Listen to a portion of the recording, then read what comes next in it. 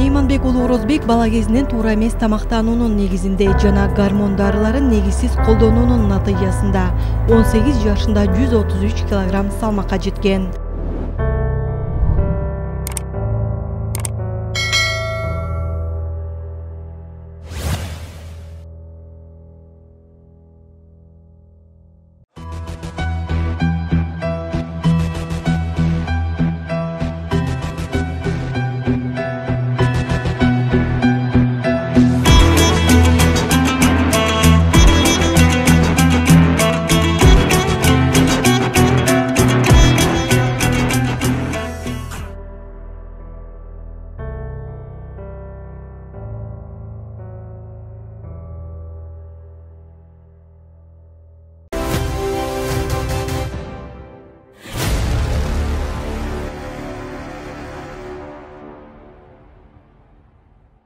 Ассаламу алейкум достор. Барыңыздарга салам. Кычыраган кыштын койнунда кирип келген жаңы жылыңыздар менен чын жүрөгүнөн куттуктамакчымын. Биз мындан бир жыл мурда өзүбүздүн аракетибизди көрүп, ушул убактарда кандай бир кыйынчылыктарды көрүп аткан учур эле кептин бардыгы, сөздүн бардыгы башталышы бул эми биздин баягы эле спорт темасына жана ошондой эле күчтүү аракетибизге келип такалат экен. Көптөн бери сурагандар аябай көбөйдү. Баягы Ороз деген учениң каяка кетти, кайда жүрөт, эмне болду деп сурап каласыңар. Биз азыр ошол сиздердин суроо талабыңыздарга жооп катарында Покровка айылындагы 97-632 аскер бөлүгүнүн Г бөлүкчөсүндө ушул жерде биздин азамат жигит Ороз бир жылда 60 килограммдык салмагын таштап, чыныгы ата мекенге кызмат кылам деген жакшы оюнда, күчтүү оюнда бардыңыздарга дем күч кубат берип турган мына бүгүн Ороздун служба кылып аткан жерине келдик. Ассаламу алейкум Ороз, кандайсың? Жакшыбы? Мынакей. Рахмат. Кыргыз эли сени күтүп атат. Кыргыз эли сенден мыкты бир мотивационный сөздөрдү күтүп атат. Мына жигиттер. Бир жыл мурда биз 134 килограмм салмак менен кыйналып аткан кез элек. Мына бүгүн болсо салмагын көрүп атасыңар, чек-чейип ата мекенге кызмат кылып, бардыгыбыздын үстүбүздөн карап коргоп турган ушу жигиттер, ушу азаматтар болуп турган учур азыркы учурда.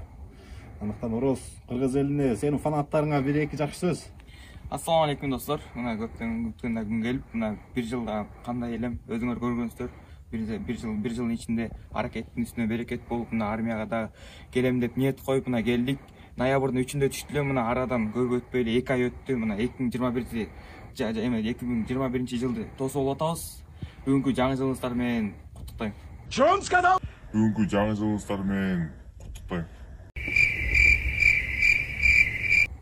Красавчик. Мынакей бул жерде чыныгы азаматтар, мекенге кызмат кылам дегендер, чыныгы эркектин кызматын кылам дегендер дагы ушул жакта бардыгы өзүнүн аракетин көрүп жаткан учур.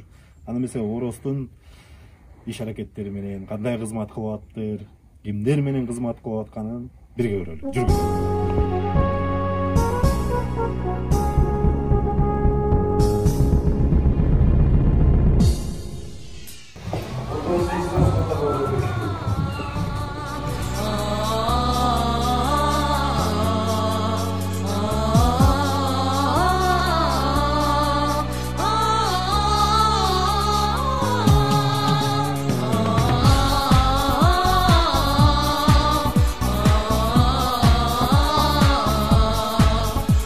Мынакей урматтуу көрүүчүлөр, Ороздун бирге кызматта өтүп аткан жигиттер менен биргеликте турабыз.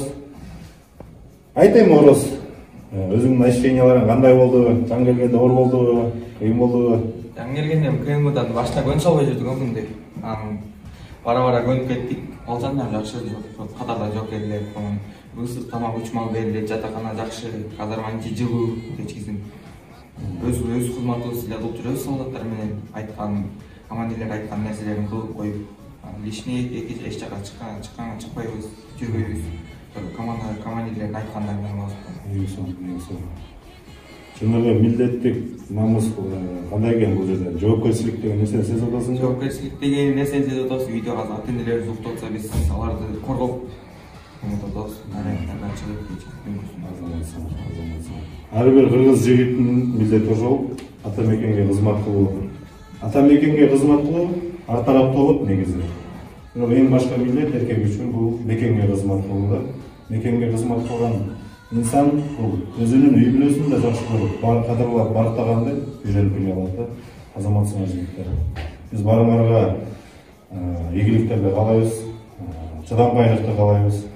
Кимде ким чыдаган болсо, анын артында жакшы күндөр турат.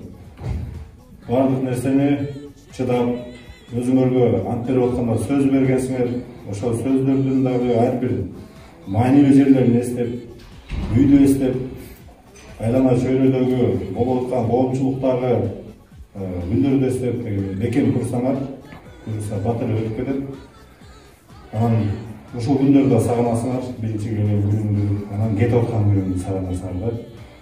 Ошондуктан баарыңарга каалайт элем, мекенге кызмат кылуу бул ар бирибиздин милдетибиз. Андыктан мынакей өзүңөр көрүп атасыңар, просто бүгүнкү келген максатыбыз көптөгөн, мисалы Оросту силер деле тааныган эмессиңер да, көбүңөр туурабы? Көптөр туура тааныган эмес. Биз ошол максатыбыз 1 жыл мурда Орос 134 килограмм болчу. 1 жыл мурда. 1 жылда целый 60 килограмм кетирди. Мен мекенге кызмат кылам депчи. 60 килограмм кетти 1 жылда. Биз кылбаган нерсе калган жок. Биз ойлонгон нерсе калган жок. Ушул жигиттин мамлекетке барып кызмат кылып, мекенге кызмат кылам деген максатына жеткирели деген. Андыктан бул жерге келгенге чейин биз 1 жыл служба кылып койгонбуз өзүбүздөрчү, жеке жашоодочу. Бул жигит даяр эле. Даяр эле. Азыр эми подавать эткен жоксуңбу эч ким? Эң башкысы ошол керек. Жүрөгүңөрдө патриоттук сезим бар, бирок ошол аракет күчтүү болсо, мындан да мыкты ийгиликтерге жете аласыңар. Жүрөгүңөрдөгү сезим. Силер азыр болсо могу менен эле калып калбашыңар керек жигиттер. Силер генерал болушуңар керек. Жөнөкөй генерал болушуңар керек. Кимдир бирөө башка кесип тандап кетишиңер мүмкүн, бирок илгерде ушул кызматта, ушул чөйрөдө силер өзүңөрдү алып, өзүңөрдү көргүңөр келе турган болсоңор, анда далай ысык суук жолдор болот да. Ошого чыдаганга даяр болуш керек. Ошол эле сымал жашоодогу андан ачуураак, андан татаалыраак да жеке жашоо. Бул кызмат ошол жака жакшы даярдайт. Сен ошого бекем болосуң, сен даяр болосуң. Андыктан баарыңарга ийгиликтерди каалайбыз. Баарыңардан да ата-энеңер көрүп калат деген ойдобуз, досторуңар көрүп калат деген ойдобуз. Буюрса азаматсыңар, биргеликте, ынтымакта жакшы анда. Оорудан алыс болууга, бекем болууга.